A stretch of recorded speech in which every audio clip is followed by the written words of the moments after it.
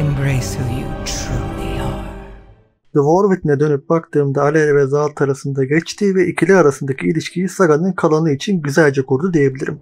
Zaltat The War Within'in sonunda iyice güçlendi fakat amacı bilmediğimiz bir sebepten ötürü daha da güçlenmek. Öbür tarafta ise kahraman Aleria. Hikayeye yüzüstü bakıldığında bu roundu kazanan Zaltat olduğu gibi gözükse de gerçekten öyle mi? Sonda söyleyeceğim başta söyleyeyim. Zaltat Aleria'yı ne yaparsa yapsın yenemez çünkü aynı ligde bile değiller. Neden mi? Gelin açıklayayım. The War Within boyunca havada kalan fakat bu yüzden de hoşuma giden bir soru vardı bence. Asıl avcı kimdi? Asıl av kimdi? Aleria mı Zaltat'ı avlıyordu yoksa Zaltat Aleria'yı mı?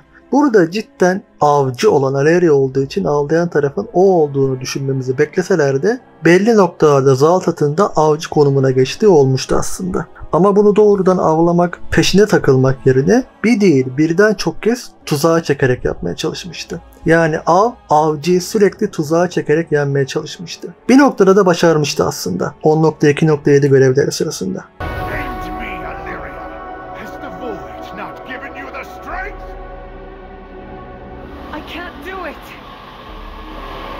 Aleria, I see your weak heart.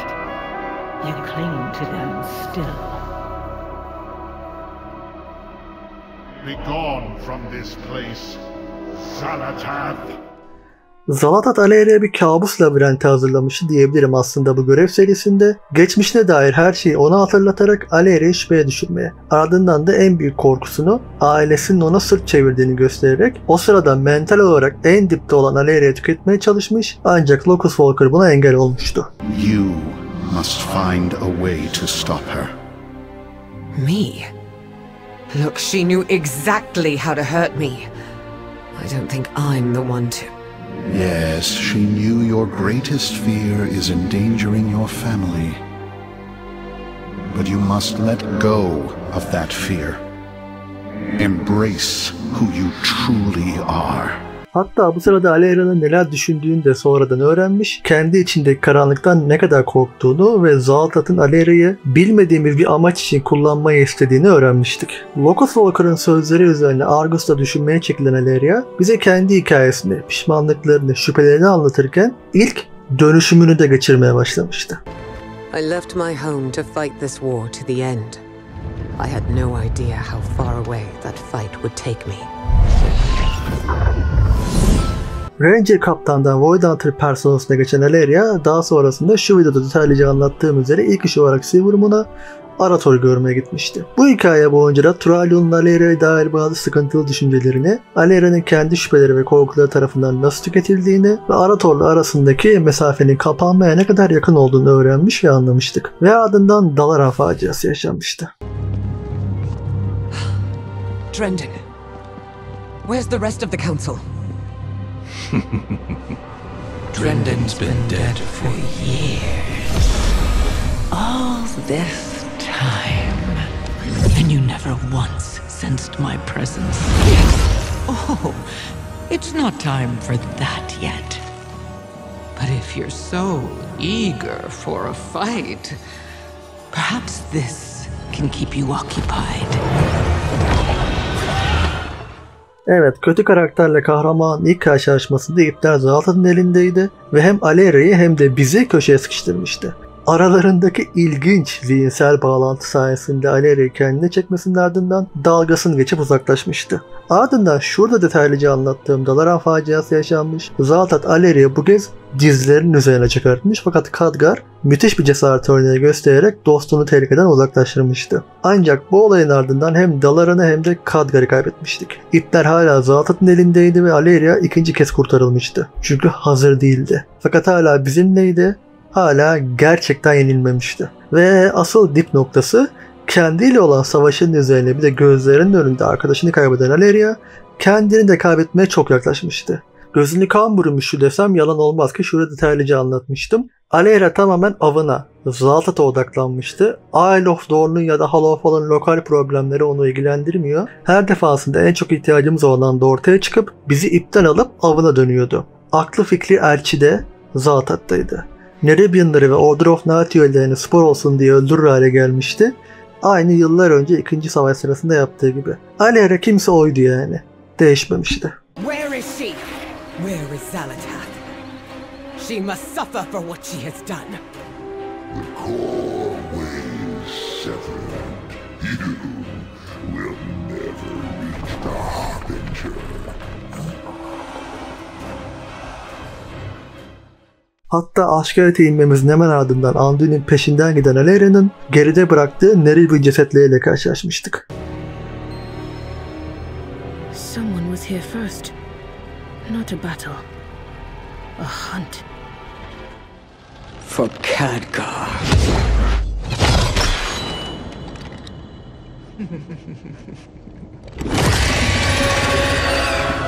Get the Queen to safety! Move now! Ve işte her şeyin sarmaş dolaş olduğu nokta Alera'nın tüm acı ve öfkesinin ardından kendini kaybetmesi ve Zalatath'la gerçek anlamda yüz yüze geldiği an. O uçurumun en kenarında, uçurumun en kenarına gelmişti Alera. Ancak dimdik duruyordu. Yine de yıkılmamıştı.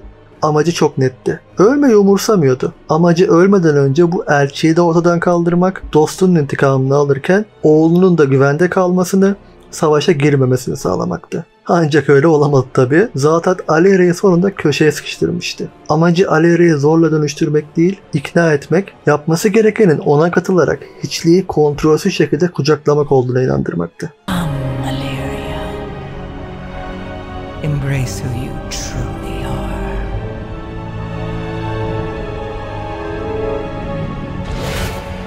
Valeria.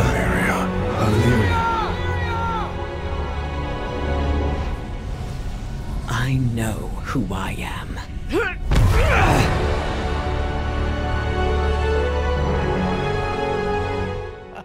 Ve işte bu anın ardından işler temelden değişecekti. Zalatath Alera'yı en dipte yakalamıştı. Vakti gelmişti işte. Kıracaktı Alera'yı ama yapamadı. Alera yumruğu koyduğu gibi geri itti Zalatath'ı ve üzerindeki etkisini kırdı. Kalıcı olarak hem de.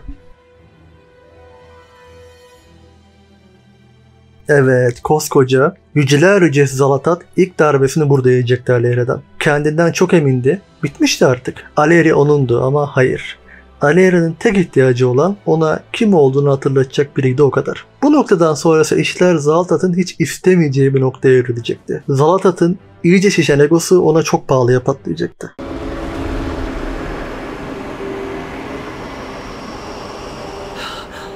The Black Blood. It's all around us. We've played right into Zalatath's hands. But I know where she is. And I'm going to stop her.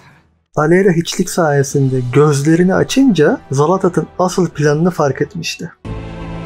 You lured us here. Unleashed us upon the Nerubians. All to fuel the Black Blood's power. My power. Alera odaya son derece sakin ve emin adımlarla girmesinin ardından Zalatath'ın konuşmasına izin vermişti. Zafer sarhoşluğuyla ağzından neler kaçıracağını duymak istiyordu ve duydu da. Ve orada Karakan bağlantısını da kurarak yapılabilecek en mantıklı şeyi yapmaya karar verdi. This stops now. Your determination delights me. But I have risen from the ashes of countless empires. I have survived ordeals you cannot comprehend. You cannot kill me. I'm not aiming at you. Evet, bu an üzerine çok konuşmadım. Yani aslında konuştum şu videoda zamanında. Detaylıca konuştum. Ama önemi hakkında belki de çok üzerinde durmadım, bilmiyorum. Size burada doğrudan geliştiricilerin bu konuda ne dediklerini hatırlatayım. Over the course of our adventures, Zalatath thwarted us several times. But Alleria was able to ultimately perceive the power and the importance of the Dark Heart. She struck out at it, damaging it. This severely disrupted Zalatath's plans, as well as freeing Khadgar. Zalatath'ın asıl planının ne olduğunu belki de asla öğrenemeyeceğiz çünkü Alleria bu planı yerle bir etmiş. Yapılabilecek en doğru şeyi yaptı ve avcı içgüdüleriyle bu işi kökünden çözmeye karar verdi. Zalatath'ın egosunu aldırmadan ona değil, oyuncağı Darkheart'a saldırıp parçalayınca hem Khadgar'ı kurtardı hem de Zalatath'a unutamayacağı bir ders verdi. Kim olduğunu gösterdi. Kimsenin yapmadığını, yapmayı bırak, yapmayı bile düşünmediği şeye kalkışarak Darkheart'ı o muhteşem okçu atışlarıyla ortadan kaldırmaya odaklandı ki saga burada bitebilirdi. Eğer Zalatath Galevix'i kendine bağlamamış olsa tamir etmesi için bu iş bitecekti. Çünkü her şey Darkheart'ın etrafında dönüyor ve dönmeye devam edecek. Zalatath'ın o narin egosu burada oldukça incindi çünkü Aleria'yı fazla küçümsedi. Her şeye hakim Zalatath, karşısındakinin kim olduğunu acı bir dersle öğrendi ve Aleria'nın bunu yapabilmesi için gereken tek şey kendine gelmesiydi. O intikam hırsı ve öfkesinden kurtulur kurtulmaz yaptığı ilk şey bu işi kökünden çözecek atışı yapmaktı. Ve Zalatath'ın bu Aleria'ya karşı şansı yoktu. Zalatath'ın bundan sonraki amacı ise Darkheart'ı Galevix'e tamir ettirmekte, ancak Ethereal'lara kaptırdığını öğrenince bu kez Aleria ve Locus Walker'ın yanına sızıp aralarını bozarken oyuncağına ulaşmaya karar verdi. Bir taşla 2 değil, belki 3 kuş vuracaktı. Aleria'yı Locus Walker'dan koparacak ve belki de Locus Walker'ı öldürecek. Darkheart'ını geri almakla kalmayıp içine Dimensius'un gücünü de katacak ve Aleria'yı sonunda kıracaktı. Ve istediği her şeyi başardı aslında. Biri hariç, yine yeniden Aleria'yı kıramadı Zalatath. Şu videoda üzerine detaylıca konuştum zaten 1,5 saat. Aleria isyan etmekte, bunu istememekte sonuna kadar haklıydı. Bunun yapılmak zorunda olması, Zalatath'la birlikte çalışmak zorunda olması isyan edemeyeceği anlamına gelmiyordu. Tavrını koymakta sonuna kadar haklı. Ne yapsaydı? İhihi Zalatath'cığım, affettim seni, hadi beraber çalışalım mı? Açık açık beni buna zorladığınız için ikinizden de nefret ediyorum, bu iş bittiğinde görüşeceğiz dedi. Tavrını koydu, helal olsun tekrardan. Bölünmeyeseydi yani. Bu işe zorla ortak edildi. Tamam, belki yapılmak zorundaydı ama başından sonuna kadar bas bas bağırdı yaptığınız yanlış diye. Yani ben sizin hayalinizdeki kahraman portresi nasıl bilmiyorum. Ancak benimkinden çok farklı olduğu kesin. Benim kahramanım Aleria. Aferin kızım sana. Ve burada yaşananların sorumlusu Aleria değil. Hiçbirinin suçlusu Aleria değil. Locus Walker yüzünden yaşandı hepsi. Tamam, o da bu iş böyle olsun istemedi. O da mecburiyetten bu ittifakı kurdu ki bu hikayeyi benim için bu kadar güzel kılan şeylerden biri de bu. Aleria ve Locus Walker. İkisi de durumun ne kadar yanlış olduğunun farkında ama ikisi de buna mecbur. Ve o son hatayı yapan da Locus Walker'ı da unutmayın.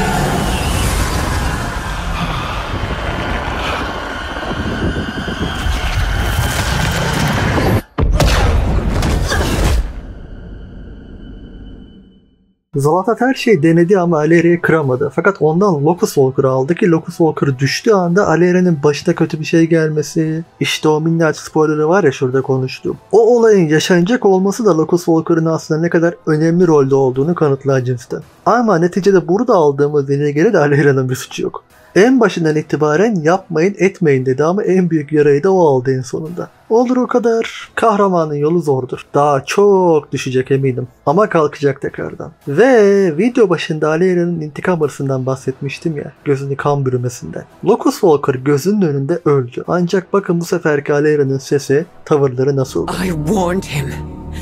I did nothing but warn him about the path we walked down with Zalatath. He wouldn't listen. So this is my oath. I will hunt Zalatath down. I will find justice for Locus Walker. I will prevent her from becoming the new all-devouring. İkinci savaş sırasında Lyrath'ı kaybeden ve Dalaran'da Khadgar'ı kaybettiğini sanan Aleria'dan çok farklı bir Aleria bu. Gözünün önünde Locus Walker'ı kaybettiği halde. Acısı var evet ama çok daha soğukkanlı. Bu da sonunda karakter gelişimi demek, şükürler olsun. Ve Aleria, to make an oath on Karesh is no small thing. Are you prepared to take on such a vendetta? I am. I have seen the lengths you have gone to fulfill your oaths. I will avenge my friend for all the good he has done in his long life, even as I struggle to understand and forgive his evil. Then we wish all fortune on your hunt, Aleria Windrunner.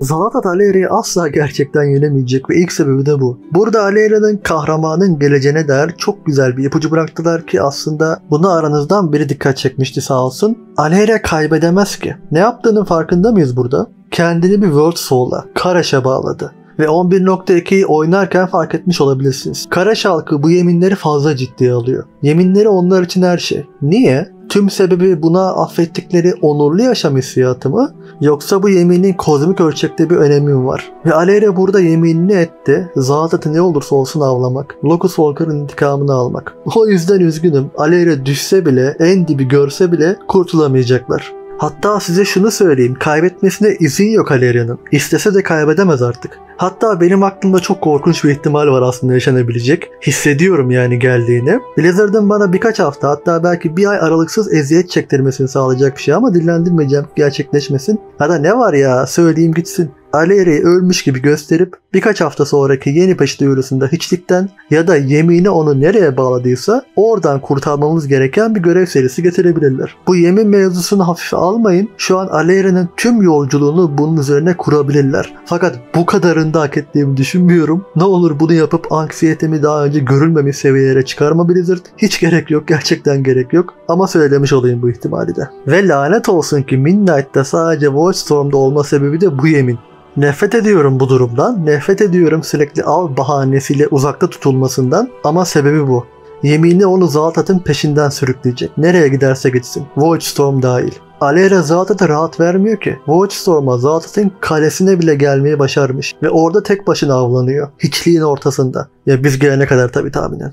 Ancak Arator, hadi çocuğum, senin de bu konudan ne kadar rahatsız olduğunu biliyorum. Artık bacağına mı sarılacaksın Aleyra'nın, ne yapacaksın bilmiyorum ama kalmaya, yalnız başına ağlanmaktan vazgeçmesine ikna etmen gerek. Bunu yapsan sen yaparsın. Ayrıca Aleyra'nın kesin olarak kaybetmeyeceğini ya da ölmeyeceğini dair güvencelerimden birisi de bu çocuk. Bir diğer sebep aslında şu ana kadar anlattıklarımda gizli. Zaltat Aleyra'yı yenemedi ki hiç. Aşkayet'te başaramadı. Ardından Darkheart'ı Aleyra yüzünden kaybetti. Sonra da Locus Walker'ı yenip ortadan kaldırdı. Aleyra'yı değil. Ve ben The War Within'e hem de Midnight'e dair izlenimlerime baktığımda Zaltat'ın Aleyra'yı tüm gücüyle yerde tutmaya çalıştığını görüyorum. Ki beni çok rahatsız eden şeylerden biri de bu aslında. Aleyra'nın tam olarak ayağa kalkmasına izin vermemeleri. Çünkü Aleyra özgüvenli şekilde kendisi olarak ayağa kalkarsa Zaltat kazanamaz. Üzgünüm yani, hiç şansı yok. Ve bahsettim işte, Aleyra'nın kendine gele gelmez yaptığı ilk iş Zaltat'ın oyuncağını, Darkheart'ı kırmak oldu. Şu an Aleyra Zaltat için çoğu insanın düşündüğünden daha büyük bir dert.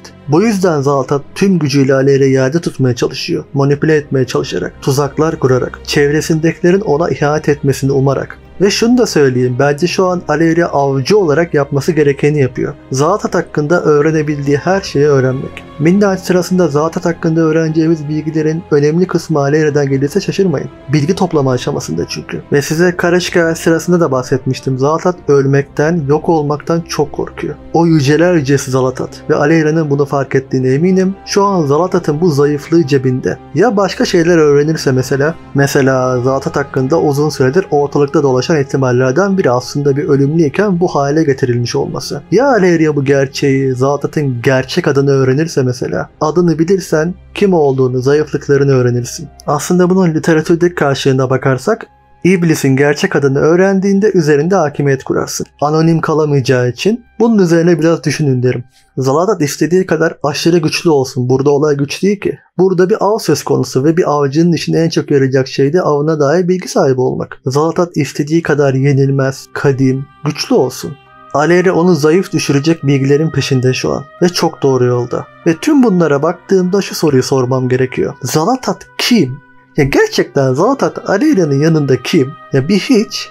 Üzgünüm. Yani size video başında aynı ligde değiller demiştim. Değiller. Zaltat çok değerli bir kötü karakter ki bunu hep söyledim. Ama Aleyra Windrunner'ın yanında bir hiç Zaltat. Hikayedeki mirası ve ağırlığı açısından. Yani Zaltat Aleyra Windrunner'ın yanında bir hiç. Ve geçici. O yüzden benim gözümde Aleyra'nın kilidini zorla açacak karakterden öte değil. Aleyra yıllardır açılmayı bekleyen bir kutu ancak inatla açtırtmıyor kendini. Arator şu an elinden geleni yapıyor o kutuyu açmak için, ancak biraz kanırtarak açmak lazım. Zaltat da kutuyu açan kişi olacak ve çok pişman olacak çok. Aleyra'yı yerde tutmak için zorlamaya devam etsin, çok kötü ters tepecek. Zaltat yenilecek ve son darbe, son söz Aleyra'nın olacak. Ben bunu söyleyeyim de çünkü Aleyra bir kere tam olarak ayağa kalktıktan sonra bunun dönüşü yok. Fakat bu vakit alabilir. Ruhumu hazırladığım şeylerden biri de bu zaten. Hala söylüyorum, sırf adında Titan geçiyor diye çok garip bir şekilde Aleyra'yı Saga'nın son bölümünün dışında tutanlar var. Bence çok yanlış yoldalar. Bu tek bir expansion'dı ve 3'e bölündü, unutmayın. Yani Midnight'ta olması gereken bazı şeylerin de The Last Titan'a kaydırıldığını söylediler hatta. Ayrıca şöyle de bir şey var. Xal'atath'ın hikayesi kör düğüm. Hala birbiriyle çelişen çok şey var. O düğümü nasıl çözüp güzelce açacaklar bilmiyorum. Öbür taraftansa Aleria'nın hikayesindeki tek sorun ilerlemiyor olması. Ya tutarlılık gibi konularda sorun yok, ilerlemiyor sadece. Son olarak Midnight'ta Aleria fight'ından sonra ödül olarak verilecek bir housing eşyası buldum. Muhteşem bir heykel. Bu Aleria'nın oyun içindeki 4. heykeli olacak. Yani Aleria yatırım aracı gibi durduğu yerde değerleniyor vallahi, çok mutluyum o açıdan. Yani Aleria sever olmak kolay değil, çok zor ama bu zorluğunda işin aslında tadı tuzu. Tek bildiğim şey gurur duyuyorum Aleria ile. Saga duyurulduğundan beri beni bir kere bile hayal kırıklığına uğratmadı. Asla olduğu kişiden taviz vermedi, boyun eğmedi. Ama ne olur artık al peşinde kaçıp gitmeyi bırakır mısın? Ben de yoruldum, Arator da yoruldu, hadi kal artık. Evet, Aleria ile Xal'atath arasındaki rekabetin ilk perdesine tekrardan bir göz attık. Aleria'nın kaybetmesinin neden mümkün olmadığını hikayeye dayanarak anlatmaya çalıştım. Umarım güzelce açıklayabilmiş ve dinletebilmişimdir. Dinlediğiniz için sağ olun. Yani klasik muhabbet işte, eğer hoşunuza gittiyse videoyu beğenebilir ve abone olabilirsiniz. Bir sonraki videoda görüşürüz.